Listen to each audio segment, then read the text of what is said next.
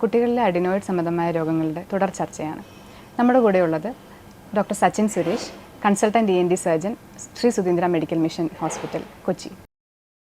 ഞാൻ യൂഷ്വലി ആശയിൽ നിന്ന് എൻ്റെ ട്രീറ്റ്മെന്റ് പ്ലാനിൽ ആകെയുള്ള വ്യത്യാസം ഫസ്റ്റ് 2 months ഞാൻ മന്ത്ലി തന്നെ വിളിക്കും. അത് കഴിഞ്ഞ് ഡോസ് ഒന്ന് കുറച്ച് തുടങ്ങുമ്പോഴാണ് 2 monthly ആക്കുക. 6 months ആകുമ്പോൾ നമ്മൾ പതുക്കെ സ്റ്റോപ്പ് ചെയ്യാൻ പറ്റുമോ എന്നുള്ളതാണ് നമ്മൾ നോക്കുക. അതിൽ ഞാൻ ഈ ഫസ്റ്റ് മന്ത് റിവ്യൂവിലും 4th month റിവ്യൂവിലും എക്സ്റേ എടുത്ത് നോക്കാറുണ്ട്. ഞാൻ എത്ര നമ്മുടെ ട്രീറ്റ്മെന്റ് എഫക്റ്റീവ് ആയിട്ടുണ്ട്, അഡിനോയിഡിന്റെ സൈസ് കുറഞ്ഞോ ഇല്ലയോ എന്നുള്ള ഒരു ക്ലാരിറ്റി നമുക്കും അപ്പോൾ പേരൻസിനെ കുറച്ചും കൂടെ കാണിച്ചു കൊടുത്ത് മനസ്സിലാക്കി കൊടുക്കാൻ സാധിക്കും. ഇതല്ലാതെ ഇപ്പോൾ ആശയ്ക്ക് നമ്മൾ നേസൽ സ്പ്രേ സ്റ്റാർട്ട് ചെയ്തു, ഇൻഫെക്ഷൻസിന്റെ റേറ്റ് കുറഞ്ഞു, പക്ഷെ ചെവി എഫക്റ്റഡ് ആവുകയാണെങ്കിൽ ആശ ഈ 6 months വെയിറ്റ് ചെയ്യാറുണ്ട്? ഇല്ല.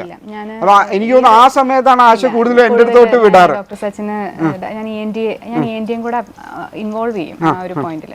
എസ്പെഷ്യലി റിക്കറന്റ് ASOM 2 തവണ ഇയർ ഇൻഫെക്ഷൻസ് സെക്കൻഡ് എപ്പിസോഡ് ആണെങ്കിൽ അതിൽ കൂടുതൽ ഞാൻ വെയിറ്റ് ചെയ്യാറില്ല. ജനറലി ഞാൻ കുറച്ചുകൂടെ ക്വിക്കറായിട്ട് നമ്മളത് മാനേജ് ചെയ്യും. അതേപോലെ പ്രൊസീജിയർ ചെയ്യേണ്ടി വരാം എന്നുള്ളതിനെ കുറിച്ച് കുറച്ചും കൂടെ അതാണ് അത് ഞാൻ എപ്പോഴും നോട്ടീസ് ചെയ്തിട്ടുള്ള. ആശ വിടുന്ന പേഷ്യൻസിനെ എനിക്കും കൗൺസിൽ ചെയ്യാൻ കുറച്ചും കൂടെ എളുപ്പമാണ്. കാരണം നല്ലൊരു എഡ്യൂക്കേഷൻ ഓൾറെഡി അവർക്ക് കിട്ടിയിട്ടുണ്ട്. അപ്പം നമ്മൾ പറയുന്നതുമായിട്ട് അവർക്ക് റിലേറ്റ് ചെയ്യാൻ എപ്പോഴും കുറച്ചും കൂടെ എളുപ്പമായിരിക്കും. അത് എനിക്ക് തോന്നുന്നു പ്രൈമറി പീഡിയാട്രിഷ്യൻ്റെ ആ ഒരു എമൗണ്ട് ഓഫ് സമയം അവർക്ക് വേണ്ടി കൊടുത്തേക്കുന്നതിൻ്റെ ബെനിഫിറ്റ് ഞാൻ ആക്ച്വലി ഡ്രോ ചെയ്യുകയാണ്. അതിൽ ഇമ്പോർട്ടൻ്റ് ആണ്. അപ്പം ഞാനിതിൽ ആശ ഈ പറഞ്ഞ പോലെ ഇയർ ഇൻഫെക്റ്റഡ് ആയി മൾട്ടിപ്പിൾ ഇയർ ഇൻഫെക്ഷൻസ് ആയി കഴിഞ്ഞാൽ പിന്നെ മെഡിക്കൽ മാനേജ്മെന്റിനുള്ള സ്കോപ്പ് ആക്ച്വലി ലിമിറ്റഡ് ആണെന്ന് തന്നെ പറയാം നമുക്ക്. കാരണം അങ്ങനെ വരുമ്പോഴത്തേക്കും അഡിനോയിഡ് റിമൂവൽ അല്ലെങ്കിൽ അഡിനോയിഡ് സർജറിക്കുള്ള ഒരു നീഡ് അവിടെ അറൈസ് ചെയ്തു. കാരണം ചെവി എഫക്റ്റഡ് ആയി. അപ്പം അതിൽ അഡിനോയിഡിന് യൂഷ്വലി സർജറി വൈസ് നമ്മൾ പറഞ്ഞു കഴിഞ്ഞാൽ പേരൻസിന് 3-4 ഡൗട്ട്സ് ആണ് ഏറ്റവും കോമൺ ആയിട്ട്. ഒന്ന്, ഇത് തിരിച്ചു വരുമോ? 2, ഇത് എത്ര സമയം എടുക്കും? ഏത് അനസ്തേഷ്യയിലാണ് ചെയ്യുക? അവരുടെ ഒരു ബിഗസ്റ്റ് ഫിയർ. അതെ, എന്നെ സംബന്ധിച്ചിടത്തോളം അവർ അനസ്തേഷ്യ ഒക്കെ കൊടുക്കേണ്ടി വരില്ലേ മാം സർജറി സജസ്റ്റ് ചെയ്ത് കഴിയുമ്പോൾ? അതൊന്ന്. പിന്നെ പ്ലസ് ഇതൊരു വലിയൊരു മേജർ സർജറി ആണോ എന്നുള്ള ഫിയർ, അതിനെ കുറിച്ചുള്ള ഒരു ആശങ്കയുണ്ട്. അപ്പൊ അതിൽ ആശ ഞാൻ ആക്ച്വലി ചെയ്യാറ്, നമ്മള് സർജറി വൈസ് ഫസ്റ്റ് ഞാൻ അവരുടെ അടുത്ത് പറഞ്ഞു കൊടുക്കാറ് ഇത് എന്തൊക്കെ മെത്തേഡിൽ നമുക്ക് ചെയ്യാം. ഏറ്റവും കൺവെൻഷണൽ ആയിട്ടുള്ള മെത്തേഡ് ക്യൂററ്റാജ് എന്ന് പറഞ്ഞ മെത്തേഡാണ്. അതിൽ നമ്മൾ ഈ അഡിനോയിഡ് ടിഷ്യൂവിനെ സ്ക്രീപ്പ് ചെയ്ത് കളയുന്ന പോലെയാണ്. അപ്പൊ അതാണ് ഏറ്റവും പഴയ മെത്തേഡ്. അതിലാണ് റെക്കറൻസിന്റെ ഒക്കെ ചാൻസസ് കൂടുതൽ. പണ്ട് ഇതൊരു ബ്ലൈൻഡ് പ്രൊസീജിയർ ആയിരുന്നു. നമ്മൾ നേരിട്ട് കാണുന്നില്ല, ഒരു ഫീൽ ചെയ്തിട്ട് വായനകത്തൂടെ അഡിനോയിഡ് ഫീൽ ചെയ്തിട്ട് ചെയ്യുന്ന ഒരു പ്രൊസീജിയർ. ഇപ്പൊ ആ കാലമൊക്കെ മാറി. നമുക്ക് ആംഗിൾഡ് എൻഡോസ്കോപ്സ് ഇതൊക്കെ ഉള്ളതുകൊണ്ട് നേരിട്ട് കണ്ട് തന്നെ അതിൻ്റെ ഫുൾ ക്ലിയറൻസ് നമുക്ക് അറ്റൈൻ ചെയ്യാൻ പറ്റും. അപ്പോഴും ക്യൂററ്റിൽ കുറച്ച് ലിമിറ്റേഷൻസ് ഉണ്ട്. ചിലപ്പോൾ റെസിഡ്യൂവൽ ടിഷ്യൂ അല്ലെങ്കിൽ ബാക്കി ടിഷ്യൂ ഇരിക്കാം. ഇപ്പം അതിന് പകരം നമുക്ക് ഡീബ്രൈഡർ എന്ന് പറഞ്ഞ മെത്തേഡ് ഉണ്ട്, കോബ്ലേറ്റർ മെത്തേഡ് ഉണ്ട്. ഇതിലെല്ലാം നമുക്ക് കംപ്ലീറ്റ് ക്ലിയറൻസ് തന്നെ സാധിക്കും. ഈ 3 മെത്തേഡാണെങ്കിലും ഞാൻ പേരൻസിൻ്റെ അടുത്ത് എടുത്ത് പറഞ്ഞു കൊടുക്കുന്നത് ഇത് ഏത് വെച്ച് ചെയ്താലും 10 മിനിറ്റ് കൂടുതൽ ഈ സർജറി ആക്ച്വലി ലാസ്റ്റ് ചെയ്യാറില്ല. ഒരു 10 to 15 minutes in an experienced hand the surgery is done. അപ്പം നമുക്ക് അതിന് മുമ്പ് ഒരു 15-20 മിനിറ്റ് ചിലപ്പം അനസ്തേഷ്യയ്ക്ക് കുട്ടിയെ മയക്കി റെഡിയാക്കാൻ വേണ്ടി വരും. സർജറി കഴിഞ്ഞാലും അടുത്തൊരു 15-20 മിനിറ്റ് കുട്ടി അനസ്തേഷ്യയിൽ നിന്ന് ഉണർന്നു വരാൻ. അങ്ങനെയാണ് ഇത് മൊത്തം കൂടെ 1 മണിക്കൂർ നീണ്ടു നിൽക്കുക. സർജറി ആസ് സച്ച് 10-15 മിനിറ്റിൽ തീരുന്ന ഒരു പരിപാടിയേ ഉള്ളൂ.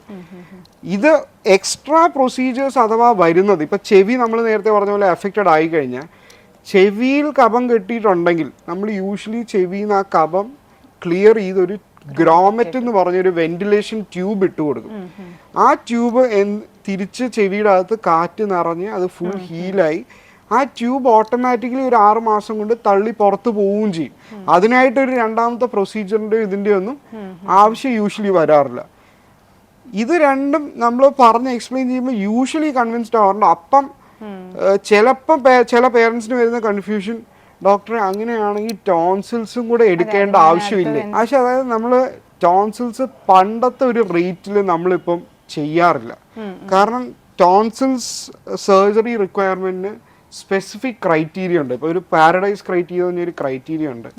അതിൽ ഒരു കുട്ടിക്ക് എത്ര പ്രാവശ്യം ഇൻഫെക്ഷൻ വരുന്നുണ്ട്, എത്ര ദിവസം സ്കൂള് ഇത് കാരണം ലീവ് എടുക്കേണ്ടി വരുന്നുണ്ട്, എത്ര പ്രാവശ്യം ആന്റിബയോട്ടിക്സ് ആവശ്യം വരുന്നുണ്ട്. അല്ലാതെ ഇതിൽ സൈസ് ആക്ച്വലി വലിയൊരു ഫാക്ടർ അല്ല. സൈസ് ഫാക്ടർ ആവുന്നത് കൂടുതൽ നമ്മൾ കാണുന്നത് ഈ പറഞ്ഞ ഒബ്സ്ട്രക്റ്റീവ് സ്ലീപ്പ് ആപ്നിയ, അതായത് കുറച്ചും കൂടെ ഒബീസ് ആയിട്ടുള്ള കുട്ടികൾക്ക് ആ എയർവേയുടെ സ്പേസ് ഇത് കാരണം കുറയുന്നുണ്ടെങ്കിൽ മാത്രമേ ടോൺസിൽ എടുക്കേണ്ട ഒരു ആവശ്യമുള്ളൂ. അല്ലെങ്കിൽ കൂടുതലും ഈ പാരഡൈസ് ക്രൈറ്റീരിയയുടെ അടിസ്ഥാന പ്രകാരം എത്ര ഇൻഫെക്ഷൻ ഫ്രീക്വൻസി, എത്ര ആന്റിബയോട്ടിക്സ്, എത്ര പ്രാവശ്യം സ്കൂൾ മിസ് ചെയ്തു, ഇതിന്റെ ബേസിസിലാണ് നമ്മൾ ടോൺസിൽസ് വേണോ വേണ്ടതെന്ന് തീരുമാനിക്കാറ്. അതിൽ ഞാനിപ്പം എൻ്റെ ഈ ഇത്രയും നാളത്തെ പ്രാക്ടീസിൽ ആ ക്രൈറ്റീരിയ ഫില്ല് ചെയ്ത് വരുന്നത് മേ ബി ഒരു 10 to 20% കുട്ടികളേ ഉള്ളൂ. നമ്മൾ ഈ രണ്ടുപേരും കാണുന്ന ആ മേജർ ചങ്കിൽ ഒരു 20% ഉണ്ടാവുള്ളൂ. അത് എഗൈൻ ടോൺസിൽസ് എടുക്കുന്നത് അഡിനോയിഡ് വെച്ച് നോക്കാമെങ്കിൽ ഇതും ഓരോ സൈഡിന് 10 മിനിറ്റ് എടുക്കും. അപ്പൊ 20 മിനിറ്റ്, മറ്റേത് 15 മിനിറ്റ് തീരുമെങ്കിൽ ഇതൊരു 20 to 30 മിനിറ്റ്സ് എടുക്കും. അതിലും ഇതേ പറഞ്ഞ പോലെ പഴയ മെത്തേഡ് ഉണ്ട്, കോബ്ലേഷൻ മെത്തേഡ് ഉണ്ട്. രണ്ടും നമ്മൾ ചെയ്യാറുണ്ട്. അതിൽ കോബ്ലേഷൻ രണ്ടിലും പെയിൻ വൈസ് വലിയ വ്യത്യാസമൊന്നും ഇല്ല. കോബ്ലേഷൻ്റെ അഡ്വാൻറ്റേജ് എന്ന് പറയുന്ന എമൗണ്ട് ഓഫ് ബ്ലഡ് ലോസ് കുറച്ച് നമുക്ക് കുറയ്ക്കാൻ സാധിക്കും. പക്ഷെ അത് കൺവെൻഷണൽ മെത്തേഡിലും if the technique is right കാര്യമായ ബ്ലഡ് ലോസ് ഇല്ലാതെ തന്നെ നമുക്ക് ചെയ്യാൻ സാധിക്കും. ടോൺസിൽ കൂടെ ചെയ്യുമ്പോൾ ആകെയുള്ള വ്യത്യാസം വരുന്നത് നമ്മുടെ റിക്കവറി പീരീഡിലാണ്. അഡിനോയിഡും ചെവിയുടെയും മാത്രം ചെയ്യുമ്പം അഡിനോയിഡ് മാത്രമാണെങ്കിൽ കുട്ടി അന്ന് വൈകിട്ടാകുമ്പോൾ തന്നെ ബിരിയാണി വേണം, പിസ്സ വേണം, ബർഗർ വേണം എന്ന് പറയും. കുട്ടി ആക്റ്റീവ് ആവും, ഓടി കളിച്ചു തുടങ്ങും. അമ്മയ്ക്കായിരിക്കും കൂടുതൽ ടെൻഷൻ. ഡോക്ടറെ സർജറി കഴിഞ്ഞെങ്കിലും അടങ്ങിയിരിക്കുന്നില്ല. ജസ്റ്റ് ഒറ്റ ദിവസത്തെ അഡ്മിഷൻ, പിറ്റേ ദിവസം രാവിലെ ആകുമ്പോൾ വീട്ടിൽ പോവാം, കുട്ടി ഓടി കളി കാര്യങ്ങളൊക്കെ തുടങ്ങും. നമ്മൾ ആകെ ഹാപ്പിയാണ്. ഐസ്ക്രീം കൊടുക്കും നമ്മൾ, അതുകൊണ്ട് അതും ഹാപ്പിയാണ്. അപ്പൊ അവരുടെ നമ്മൾ ആകെ പേരൻസിൻ്റെ അടുത്ത് പറയാറ്, നിങ്ങൾ ക്രൗഡഡ് സ്ഥലങ്ങളിൽ കൊണ്ടുപോയിട്ട് വേറൊരു ഇൻഫെക്ഷൻ ഇത് ഹീൽ ചെയ്യുന്ന സമയത്ത് ഉണ്ടാക്കി കൊടുക്കരുത്. അപ്പൊ ആ ഒരാഴ്ച വീട്ടിൽ റെസ്ട്രിക്ട് ചെയ്യാൻ മാത്രമാണ് പറയാറ്. ചെവിയിൽ നമ്മൾ ഗ്രോമെറ്റ് ഇടുവാണെങ്കിൽ അതിൽ നമ്മൾ പറയാറ് പിന്നെ വാട്ടർ സ്പോർട്സ് ഒരു 6 months റെസ്ട്രിക്ട് ചെയ്യേണ്ടി വരും. കാരണം ഈ വെന്റിലേഷൻ ട്യൂബ് കിടക്കുന്നതുകൊണ്ട് മുങ്ങി കുളിക്കുക, സ്വിമ്മിങ് ചെയ്യുക, വെള്ളം ചെവിയുടെ അകത്ത് പോയി ഒരു ഇൻഫെക്ഷൻ വരാതിരിക്കാനായിട്ട്. അപ്പൊ കുളിപ്പിക്കുമ്പോഴാണെങ്കിലും നമ്മൾ ഇയർ പ്ലഗ്സോ എന്തെങ്കിലും യൂസ് ചെയ്യാൻ പറയും. അകത്ത് വെള്ളം കയറി ഒരു ഇൻഫെക്ഷൻ. ഗ്രോമെറ്റ് ഇട്ട കുട്ടികൾക്ക് മാത്രമേ ഉള്ളൂ. ഈ ചില കുട്ടികളിൽ നമ്മൾ ഗ്രോമെറ്റ് നമ്മൾ ഈ കഫം സക്ഷൻ ചെയ്യാനായിട്ട് നമ്മൾ ഒരു ഇൻസിഷൻ ഇട്ട് ചിലപ്പോൾ അകത്ത് ഡ്രൈ ടാപ്പ് ആയിരിക്കും. അങ്ങനെയുള്ള കുട്ടികൾക്ക് ഒരാഴ്ച കഴിയുമ്പോൾ തന്നെ അത് ഹീലാവും, പിന്നെ റെസ്ട്രിക്ഷൻ ഇല്ല. ഗ്രോമെറ്റ് ഇട്ടാൽ മാത്രമേ ഉള്ളൂ ഈ റെസ്ട്രിക്ഷൻ നമ്മൾ പറയുന്നുള്ളൂ. ടോൺസിൽസിന്റെ നേരെ മറിച്ച് ഒരു വ്യത്യാസം, അത് കുട്ടികളുടെ കുറച്ച് പെയിൻ ടോളറൻസും അനുസരിച്ചിരിക്കും. വായിനകത്തൊരു വൂണ്ട് ഉണ്ടല്ലോ, അപ്പൊ ആ വൂണ്ട് വഴി നമ്മൾ ഭക്ഷണം കഴിക്കുമ്പോൾ ഉള്ള അവർക്ക് ഫീൽ ചെയ്യുന്ന ആ ഒരു ബേണിങ് സെൻസേഷൻ അല്ലെങ്കിൽ ആ ഒരു വേദന എന്ന് പറയാം. അത് കാരണം ചില കുട്ടികൾ ഫുഡ് കഴിക്കാൻ ബുദ്ധിമുട്ട് കാണിക്കും. പക്ഷെ അതിൽ എപ്പോഴും ഞാൻ പേരൻസിൻ്റെ അടുത്ത് പറയാറ്, എത്ര പെട്ടെന്ന് നിങ്ങൾ കഴിപ്പിക്കുന്നോ, എത്ര കൂടുതൽ വെള്ളം കുടിപ്പിക്കുന്നോ, അത് അത്രയും പെട്ടെന്ന് ഹീലാവും. അത് നമ്മൾ ആ ഒരാഴ്ച യൂഷ്വലി എരിവുള്ള സാധനങ്ങൾ അവോയ്ഡ് ചെയ്യാൻ പറയും, പുളിയുള്ള സാധനങ്ങൾ അവോയ്ഡ് ചെയ്യാൻ പറയും, ചൂടുള്ള സാധനങ്ങൾ അവോയ്ഡ് ചെയ്യാൻ പറയും. അതിന് പകരം നല്ല തണുത്ത ഐസ്ക്രീം, തണുത്ത പാല്, എരിവില്ലാത്ത സാധനങ്ങൾ, ഇതെല്ലാം കുട്ടികൾ കഴിക്കും. പിന്നെ ഉള്ളത് നമ്മൾ ചൂയിങ്കം കൊടുക്കാൻ പറയും. അവർ ചൂ ചെയ്യും തോറും അവിടുത്തെ മസിൽസ് മൂവ് ചെയ്യും തോറും പെട്ടെന്ന് അത് ഹീലാവാനും സഹായിക്കും. ഇതിന്റെ കോംപ്ലിക്കേഷൻസ് എത്ര പെർസെന്റ് കാണാറ്? അതാണ് എന്നോട് ഒരുപാട് പേഷ്യൻസ് ചോദിക്കുന്ന ഒരു ക്വസ്റ്റ്യൻ. ഇതിന് കോംപ്ലിക്കേഷൻസ് ഉണ്ടോ? അതാണ്, അതില് അഡിനോയിഡിന് ഓൾമോസ്റ്റ് കോംപ്ലിക്കേഷൻ ഇല്ല എന്ന് തന്നെ പറയാം. വളരെ അപൂർവം ഒരു സെക്കൻഡറി ബ്ലീഡ്, അതായത് ഇതെല്ലാം കഴിഞ്ഞിട്ട് അവിടെ എന്തെങ്കിലും ഇൻഫെക്ഷനോ എന്തെങ്കിലും വന്നു കഴിഞ്ഞാൽ അവിടെ നിന്ന് ബ്ലഡ് വരുന്ന പോലെ, അതും യൂഷ്വലി ഡ്രോപ്സിൽ തന്നെ നമുക്ക് സ്റ്റോപ്പ് ചെയ്യാൻ പറ്റും. ഇമ്മീഡിയറ്റ് പോസ്റ്റ് സ്റ്റോപ്പിലാണ് എന്തെങ്കിലും ബ്ലീഡിങ് ഉണ്ടാകാൻ സാധ്യതയുണ്ടാകും. അത് യൂഷ്വലി നമ്മൾ തിയേറ്ററിൽ പോസ്റ്റ് സർജറി ആ ഫുൾ ബ്ലീഡിങ് ഒന്നും ഇല്ലാന്ന് വ്യക്തമായിട്ട് ഉറപ്പ് വരുത്തി ഇറങ്ങിക്കഴിഞ്ഞു കഴിഞ്ഞാൽ യൂഷ്വലി ആ കോംപ്ലിക്കേഷൻ വരാറില്ല. ടോൺസിൽസ് ആണ് കുറച്ചും കൂടെ ഒരു കോംപ്ലിക്കേഷൻ ഉണ്ടോ എന്ന് ചോദിച്ചാൽ ഉണ്ടെന്ന് പറയാറ്. അതിലെന്താ പറഞ്ഞാൽ ഈ കുട്ടികൾ കഴിക്കാതെ, നേരത്തെ ഞാൻ പറഞ്ഞ പോലെ കഴിക്കാതെ ഇരിക്കുമ്പോഴത്തേക്കും ഈ ടോൺസിലാർ ഫോസ അല്ലെങ്കിൽ ആ ക്യാവിറ്റി അവിടെ ഉണ്ടാകുന്ന ആ മുറിവ് ഇൻഫെക്റ്റഡ് ആയി കഴിയുമ്പോഴത്തേക്കും അവിടെയുള്ള ചെറിയ രക്തക്കൊഴലുകൾ ഓപ്പൺ അപ്പ് ചെയ്ത് ബ്ലീഡ് ചെയ്യാം. അപ്പം പെട്ടെന്ന് ചിലപ്പം ഇമ്മീഡിയറ്റ്ലി ഹോസ്പിറ്റലിൽ കിടക്കുമ്പോഴായിരിക്കില്ല ഇത് ഉണ്ടാവുക. ഒരാഴ്ച വീട്ടിൽ പോയി കുട്ടി ഒന്നും കഴിക്കാതെ ഇരുന്ന് കഴിയുമ്പോൾ പെട്ടെന്ന് ഒരു ദിവസം ഒരു ചുമ ചുമയ്ക്കുമ്പോഴായിരിക്കും ഈ രക്തക്കൊഴൽ പൊട്ടും. അപ്പം വായിൽ നിന്ന് പെട്ടെന്ന് ബ്ലഡ് വന്നു തുടങ്ങും. പേരൻസ് ഭയങ്കര പാനിക്ഡ് ആവും. അതാണ് യൂഷ്വലി നമ്മൾ കാണുന്ന ഒരു കോംപ്ലിക്കേഷൻ. പിന്നെ പേരൻസിന്റെ യൂഷ്വൽ സംശയം ശബ്ദം മാറുമോ, ടോൺസിൽസ് ചെയ്ത എൻ്റെ പാടുന്ന കുട്ടിയുടെ പാട്ടിന്റെ ശബ്ദം പോവോ. യൂഷ്വലി ടോൺസിൽസ് കറക്റ്റ് ആയിട്ട് കമ്പയർ ചെയ്യുന്നുണ്ട്. പക്ഷെ അതിലില്ല. ശബ്ദം മാറുന്നു എന്ന് പറയുന്ന അഡിനോയിഡിന് ഒരു ശബ്ദം മാറ്റം ഉണ്ടാവും. കാരണം മൂക്കടഞ്ഞിരിക്കുന്ന ആ ഒരു മൂക്കടഞ്ഞ ശബ്ദമായിട്ടായിരിക്കും കുട്ടിയുടെ ശബ്ദമായിട്ട് പേരൻസ് യൂസ്ഡ്. നമ്മളപ്പോൾ ഇതെടുത്ത് മാറ്റുമ്പോൾ ഒരു ആംപ്ലിഫയർ വെച്ച എഫക്റ്റ് ആയിരിക്കും. കുട്ടിക്ക് കുറച്ചും കൂടെ ശബ്ദം തുറക്കുമ്പോഴത്തേക്കും അയ്യോ ശബ്ദം മാറിയല്ലോ. ഇതാണ് ആക്ച്വലി നാച്ചുറൽ ശബ്ദം എന്നുള്ളത് അവർ അപ്പോഴാണ് അത് റിയലൈസ് ചെയ്യുന്നത്. ഞാൻ പലപ്പോഴും ഇതിൻ്റെ ഒരു കോമൺ ഏജ് 2 to ഒരു 2.5 വയസ്സ് തൊട്ട് ഒരു 4-5 വയസ്സ് വരെ പ്രോഗ്രസ് ചെയ്യുന്നതായിട്ട് കാണാറുണ്ട്. പലപ്പോഴും നമ്മൾ പ്രാക്ടീസിൽ ആ ഏജിൽ നമ്മുടെ അടുത്ത് വരുന്ന കുട്ടികളാണെങ്കിൽ ഐഡന്റിഫൈ ചെയ്ത് ഒരു 5-6 ഇയേഴ്സിനകം ഒരു സൊല്യൂഷൻ ട്രീറ്റഡ് ആയിട്ട് പോയ ഒരു കാറ്റഗറി കുട്ടികൾ പലപ്പോഴും ഫോളോ അപ്പിന് വരാറുണ്ട്. അപ്പോൾ അതായത് ഒരു 13-14 ഇയേഴ്സ് സിഗ്നിഫിക്കന്റ് ഒബ്സ്ട്രക്ഷൻ നമുക്ക് ഫീൽ ചെയ്യുന്നുണ്ട്. ഏത് ഏജ് വരെ ഈ ഒരു അഡിനോയിഡക്ടമി സജസ്റ്റ് ചെയ്യും? അതിൽ ഏറ്റവും വലിയ തമാശ ആസ് എ ENT സർജൻ ഞാൻ എൻ്റെ അഡിനോയിഡും ടോൺസിലക്ടമിയും എൻ്റെ പോസ്റ്റ് ഗ്രാജുവേഷൻ സെക്കൻഡ് ഇയറിലാണ് ചെയ്തത്. ചെയ്തതിന് കാരണം തന്നെ എൻ്റെ HOD ഞാൻ ഓപ്പറേറ്റ് ചെയ്യാൻ നിൽക്കുമ്പോൾ ഇടയ്ക്ക് വന്നിങ്ങനെ നോക്കും, ഇത് ഉറങ്ങുവാണോ, കൂർക്കം വലിക്കുന്ന ശബ്ദം ഉണ്ടല്ലോ. ഞാൻ ആ അഡിനോയിഡിന്റെയും ടോൺസിൽസിന്റെയും വലിപ്പം കാരണം ഉണർന്നിരിക്കുമ്പോഴും ചെറിയൊരു ശബ്ദം ഉണ്ടാവും. അപ്പം പുള്ളിക്കാരി പറഞ്ഞു അതെ ഒരു ENT സർജൻ ആയിട്ട് ഉണർന്നിരിക്കുമ്പോൾ കൂർക്കം വലിക്കുന്ന നിന്നെ കണ്ടിട്ട് എങ്ങനെ പേഷ്യൻസ് നിന്റെ അടുത്ത് വരും? അപ്പൊ ഇതിന് ചെയ്യുന്നതിനൊരു ഏജ് ലിമിറ്റ് എന്ന് പറയാൻ പറ്റില്ല. കാരണം if there is A symptom which requires ഒരു സൊല്യൂഷൻ നമുക്ക് ചെയ്യാം. ആശ പറഞ്ഞ ആ ഏജ് ഗ്രൂപ്പിലെ കുട്ടികളുടെ കാര്യത്തിൽ ഒന്ന് ഡെന്റൽ കറക്ഷൻ വേണ്ടി വരും. ഡെന്റൽ കറക്ഷന് നമ്മൾ പ്രൈമറി പ്രശ്നം എന്താണോ അത് സോൾവ് ചെയ്യാതെ ഡെന്റൽ കറക്ഷൻ ചെയ്താൽ പിന്നെ ഇവര് വാതുറന്ന് ശ്വാസം എടുക്കും, ഇത് പിന്നെയും തെറ്റും. അപ്പം അൾട്ടിമേറ്റ്ലി നമ്മൾ ഫസ്റ്റ് എന്താണോ ഇത് ഉണ്ടാക്കാനുള്ള കാരണം അതിനെ ട്രീറ്റ് ചെയ്തതിന് ശേഷം ബാക്കിയുള്ള കറക്ഷന് പോകുന്നതാണ് ഐഡിയൽ. അപ്പം ഇതിനൊരു ഏജ് ലിമിറ്റ് എന്ന് പറഞ്ഞ് ഞാൻ പറയില്ല. പക്ഷെ നമ്മൾ യൂഷ്വലി മെഡിക്കൽ മാനേജ്മെന്റിൽ നമ്മൾ വെയിറ്റ് ചെയ്യുന്നത് ഒരു അപ് ടു 8 to 9 ഇയേഴ്സ് നമുക്ക് വെയിറ്റ് ചെയ്യാം. അതുകൊണ്ടും പ്രശ്നം സോൾവ് ആയില്ലെങ്കിൽ നമ്മൾ ഡെഫിനറ്റ്ലി സർജറിയിലോട്ട് നോക്കേണ്ടി വരും. കാരണം 8 to 9 ഇയേഴ്സിന്റെ ഗുണം എന്ന് പറഞ്ഞാൽ കുട്ടിയുടെ ഗ്രോത്ത് ഫേസ് കൂടുതലായിരിക്കും. അപ്പോൾ അഡിനോയിഡ് വളരുന്നില്ല, അഡിനോയിഡ് അതേ വലുപ്പത്തിൽ നിൽക്കും. കുട്ടി ഇതിനെ ഔട്ട്ഗ്രോ ചെയ്ത് കഴിഞ്ഞാൽ സിംറ്റം ആദ്യം ഇതൊരു 70-80% ബ്ലോക്ക് ഉള്ള സാധനമാണെങ്കിൽ കുട്ടി വലുതാകുമ്പോൾ ഇതൊരു 50% ആയി റിലേറ്റീവ്ലി ഇതിന്റെ സൈസ് കുറയും. അപ്പം സിംറ്റം കുറയുന്നുണ്ടെങ്കിൽ നമുക്ക് ഒന്നും ചെയ്യാതെ തന്നെ ചിലപ്പോൾ രക്ഷപ്പെടാം. പക്ഷെ അപ്പോഴും ഇതൊരു 80% ഒബ്സ്ട്രക്ഷൻ അല്ലെങ്കിൽ 90% ഒബ്സ്ട്രക്ഷൻ ഉണ്ടാക്കുന്നുണ്ടെങ്കിൽ അതിനെ എടുത്തു കളയാതെ വേറൊരു സൊല്യൂഷൻ ഇല്ല. നേസൽ സ്പ്രേ ഡെഫിനറ്റ്ലി ആശ നേരത്തെ പറഞ്ഞ പോലെ ഇതിന്റെ ഒരു മെയിൻ കമ്പോണന്റ് എന്ന് പറയുന്നത് അലർജിയാണ്. അപ്പൊ നമ്മൾ അലർജി കൺട്രോൾ ചെയ്ത് കുട്ടിയുടെ സിംറ്റം മാറ്റാൻ പറ്റുന്നുണ്ടെങ്കിൽ അത് മതി. പക്ഷെ അലർജിയുടെ കൂടെ ഈ അഡിനോയിഡും കൂടെ ആവുമ്പോഴാണ് ഈ ബുദ്ധിമുട്ട് ഭയങ്കരമായിട്ട് സിവിയർ ആവുന്നത്. അപ്പൊ അലർജി അപ്പം ചില പേരൻസ് ഇതുപോലെ ചോദിക്കാറുണ്ട്, ഡോക്ടറെ ഇതെടുത്ത് ഈ എസ്പെഷ്യലി എൽഡർ ചിൽഡ്രൻ ഈ 13-12 വയസ്സുള്ള കുട്ടികളുടെ പേരൻസ് ചോദിക്കുന്നത് അഡിനോയിഡ് ഡോക്ടറെ എടുത്തു കളയാം, സ്പ്രേ നിർത്താൻ പറ്റുമോ? അപ്പൊ ഞാൻ യൂഷ്വലി അവരത് പറയാറ് അഡിനോയിഡ് എടുത്തു കളയാം, പക്ഷെ അലർജി എടുത്തു കളയാൻ പറ്റില്ല. കാരണം അലർജി നിങ്ങൾ പാരമ്പര്യമായിട്ട് ജനറ്റിക്കലി കൊടുത്തേക്കുന്ന സാധനമാണ്. ചുറ്റുപാടുമുള്ള പൊടിയും സാധനങ്ങളും എനിക്ക് ഒരു സർജറി ഇതൊന്നും മാറ്റിത്തരാൻ പറ്റില്ല. അപ്പോൾ അലർജിയുടെ ട്രീറ്റ്മെന്റ് ഈസ് ഡിഫറെൻറ്റ്. നമ്മൾ ഈ സംസാരിക്കുന്ന അഡിനോയിഡ് ടോൺസിൽസ് അതെല്ലാം വേറെയാണ്. അലർജി വേറെ തന്നെ ഒരു സെഗ്മെന്റ് ആണ്. അലർജി എന്ന് പറയുന്നത് നമ്മുടെ ശരീരത്തിന്റെ ടെൻഡൻസിയാണ്, അതൊരു രോഗമല്ല. It's a nature, it's how our body response. പക്ഷെ അഡിനോയിഡ് അതിന്റെ ഒരു കോൺസിക്വൻസ് ആണ്. നമുക്ക് അത് അവിടെ പരിഹരിക്കാം. പക്ഷെ അലർജി ഇതിനി ഇനി ഇൻഫെക്ഷൻസ് ഉണ്ടാവില്ല, ഇനി തുമ്മൽ ഉണ്ടാവില്ല എന്നല്ല.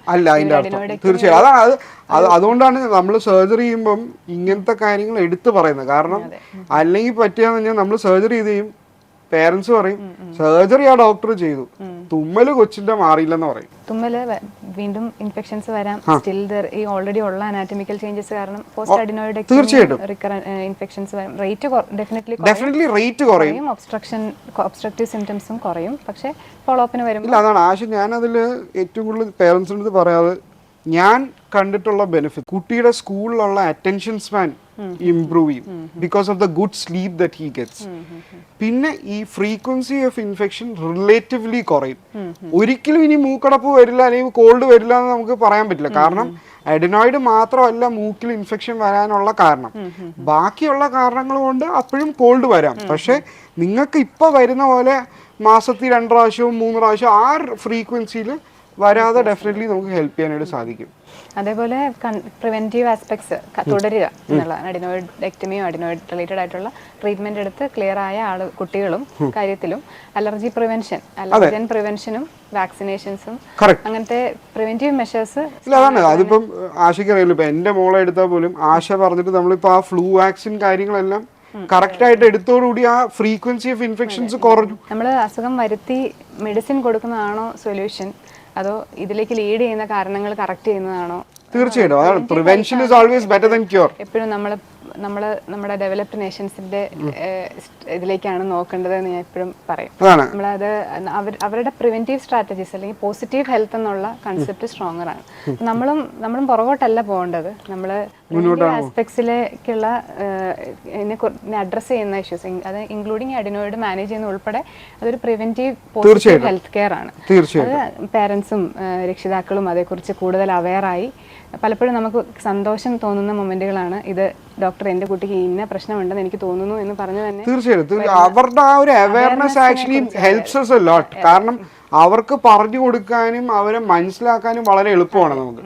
ഡോക്ടർ സച്ചിൻ, എനിക്ക് ഒരു ഡൗട്ട് എന്ന് പറഞ്ഞാൽ നമ്മൾ ഈ ഗ്രോമറ്റ് ഇട്ട് വിടുന്ന കാറ്റഗറിയിലുള്ള കുട്ടികളുണ്ടല്ലോ, ഇയർ ഫ്ലൂയിഡ് കളക്ട് ചെയ്യുക, വീണ്ടും ഇൻഫെക്ഷൻസ് വരിക, ഒരു സൊല്യൂഷൻ ആയിട്ട് ഗ്രോമറ്റ് ഇടുന്നു. അപ്പൊ അത് കഴിഞ്ഞിട്ടുള്ള ആഫ്റ്റർ കെയർ, അത് കഴിഞ്ഞ് ഫോളോ അപ്പ് വരുന്ന കുട്ടികൾ, അത് ആശ പറഞ്ഞ പോലെ ഗ്രോമറ്റും നേരത്തെ നമ്മൾ പറഞ്ഞ പോലെ ഒരു പ്രിവെന്റീവ് പോസിറ്റീവ് കെയർ എന്നുള്ള ലൈനാണ്. അതായത് ആ ചെവി ആ ഉണ്ടായ ഇഷ്യൂസ് കാരണം ഒരു വേഴ്സണിങ്ങിലോട്ട് പോകാതിരിക്കാനാണ് നമ്മൾ ഗ്രോമറ്റ് ഇടുന്നത്. അപ്പോൾ യൂഷ്വലി നമ്മൾ ഫോളോ അപ്പ് ഒരു ഫസ്റ്റ് മന്ത് എന്തായാലും ഫോളോ അപ്പ് ചെയ്യും ഗ്രോമറ്റ് ഉള്ള കുട്ടിയാണെങ്കിൽ. പിന്നെ അവർക്ക് പറയാറ് കോൾഡ് കാര്യങ്ങൾ വന്നു കഴിഞ്ഞാൽ അത് വച്ചുകൊണ്ടിരിക്കാൻ പാടില്ല. വച്ച് കുട്ടി നേരത്തെ നമ്മൾ പറഞ്ഞ പോലെ നേസൽ ക്ലിയറൻസ് ഇല്ലാതെ വലിച്ച് ചെവിയിലോട്ട് കയറ്റി ഇൻഫെക്ഷനായി ചെവിയുടെ അകത്ത് പഴുപ്പായി ഗ്രോമറ്റ് വഴി പഴുപ്പ് വരുന്ന ഒരു സിറ്റുവേഷനിലോട്ട് പോകാൻ പാടില്ല. അപ്പോൾ നമ്മൾ മന്ത്ലി യൂഷ്വലി നമ്മൾ ഫോളോ അപ്പ് വയ്ക്കും. ഗ്രോമറ്റ് അകത്ത് തന്നെ ഉണ്ടോ അതോ അത് തള്ളി പുറത്ത് വന്നോ എന്നറിയാനായിട്ട്. പിന്നെ ഇവരുടെ വീട്ടിലെടുക്കുന്ന പ്രിക്കോഷൻ, വെള്ളം കയറാതെ നോക്കുന്നുണ്ടോ, അതിലെന്തെങ്കിലും വെള്ളം കയറി ഇൻഫെക്ഷൻസ് വരുന്നുണ്ടോ എന്ന് നോക്കാനായിട്ട് ഇത് ഇമ്പോർട്ടൻ്റ് ആണ്. 6 മാസം ആകുമ്പോൾ യൂഷ്വലി ഈ ഗ്രോമറ്റ് പുറത്ത് പോവും. യൂഷ്വലി തന്നെ ആ നമ്മുടെ ഇയർ ഡ്രമ്മിൻ്റെ ലൈനിങ്ങുകളുടെ മൂവ്മെൻറ്റും ഗ്രോത്തും കാരണം ഇത് യൂഷ്വലി തന്നെ എക്സ്ട്രൂഡ് ആവും. അപ്പോൾ അതിൽ നമ്മൾ പിന്നെ ശ്രദ്ധിക്കേണ്ടത് കഴിഞ്ഞാൽ റീഇൻസേർഷൻ അതാണ് യൂഷ്വലി നമ്മളപ്പോൾ എന്താ ചെയ്യുന്നത് കഴിഞ്ഞാൽ വൺസ് ഇത് എക്സ്ട്രൂഡ് ആയി കഴിഞ്ഞാലും ഒരു 3 മന്ത്ലി ഫോളോ അപ്പ് ഒരു 6 മാസത്തേക്ക് വയ്ക്കും. കാരണം നമ്മൾ പ്രൈമറി അഡിനോയിഡ് ഇഷ്യൂ സോൾവ് ചെയ്തു, അകത്തുള്ള ഫ്ലൂയിഡ് ക്ലിയർ ചെയ്തു, എന്നിട്ടും ഇയർ ഡ്രം ഹീലായി ബാക്ക് ടു നോർമൽ ആവുന്നുണ്ടോ അതോ അത് ഇയർ ഡ്രം ഉള്ളിലോട്ട് വലിയാനുള്ള ടെൻഡൻസി കാണിക്കുന്നുണ്ടോ, ഇനി ഫ്യൂച്ചറിലേക്ക് ഇഷ്യൂസ് വരാനുള്ള ഒരു പ്രോബബിലിറ്റി ഉണ്ടോ എന്നുള്ളത് അറിയാനാണ് നമ്മൾ ആ ഫോളോ അപ്പിന് ഒരു 3 months 6 months ആകുമ്പോൾ വിളിക്കുന്നത്. അതിൽ രണ്ടിലും if the child does well പിന്നെ നമുക്ക് വിട്ടേക്കാം, പ്രശ്നമില്ല, നിങ്ങൾ ഇനി വറി ചെയ്യണ്ട എന്ന് പറയാം. പക്ഷെ യൂഷ്വലി ആ ഫോളോ അപ്പും കൂടെ ആ ചെവി കാണിക്കുന്നത് ഒരു ഇമ്പോർട്ടൻ്റ് ആണ്. പല സമയം നമ്മൾ വിട്ടുപോകും, പല പേരൻസും അത് നെഗ്ലക്ട് ചെയ്ത് പോകുന്ന ഒരു കാര്യമാണ്. പ്രശ്നം മാറിയല്ലോ, ട്യൂബ് പുറത്തായല്ലോ, ഇനിയിപ്പോൾ കാണിക്കണ്ട.